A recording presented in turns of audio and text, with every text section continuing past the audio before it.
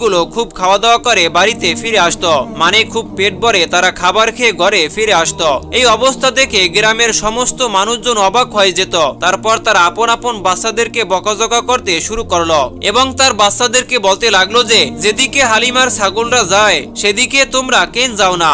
আর যার পর থেকে গ্রামের অন্যান্য ছেলেরা হালিমার বাচ্চাদের পেছনে পেছনে ছাগল নিয়ে যেত আর তারা সকলে সেই ছাগলগুলোকে একসাথে চড়াতে শুরু করলো। হালিমার ছাগল ও গ্রামের অন্যান্য মানুষদের ছাগলগুলো একসঙ্গেই চড়তে শুরু করলো, কিন্তু গ্রামের মানুষজন এটি দেখে খুবই অবাক হয়ে গেল যে সমস্ত ছাগলই একসঙ্গে চড়ছে, কিন্তু যেখানে হালিমার ছাগলগুলো পেট ভরে খাচ্ছে সেখানে গ্রামের মানুষদের ছাগলগুলোর পেটই ভরছে না।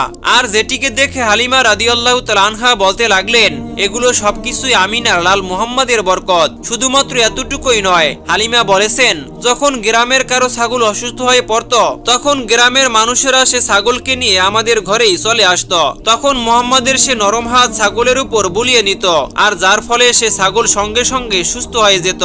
শুধুমাত্র এতটুকুই নয়, গ্রামের যদি কোনো বাচ্চা অসুস্থ হয়ে যেত তখন সে অসুস্থ বাচ্চার উপরও মুহাম্মদ সাল্লাল্লাহু আলাইহি ওয়াসাল্লাম নিজের হাত বুলিয়ে দিত, যার পর সে একেবারে সুস্থ হয়ে যেত। আর এমনিভাবে শিশু নবী হালিমার ঘরে যত্ন পেয়ে বড় হয়ে উঠল।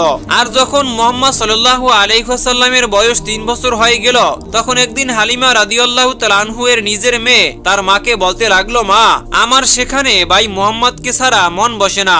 মা, তুমি একটি কাজ করবে, যখন আমি ছাগল চড়াতে যাব তখন আমার ভাই মুহাম্মদকে আমার সঙ্গে পাঠিয়ে দিবে। তো এটি শুনে হযরত হালিমা রাদিয়াল্লাহু তাআলা আনহা বলতে লাগলেন, সে এখন অনেক ছোট আছে আর সে খুবই লাজুক হয়ে আছে, যদি সে রৌদ্রতে পুড়ে যায়, দেখো কত সুন্দর মিষ্টি চেহারা তার, আমি তাকে কখনোই কষ্ট দিতে পারবো না, সে তো আমার শেহজাদা।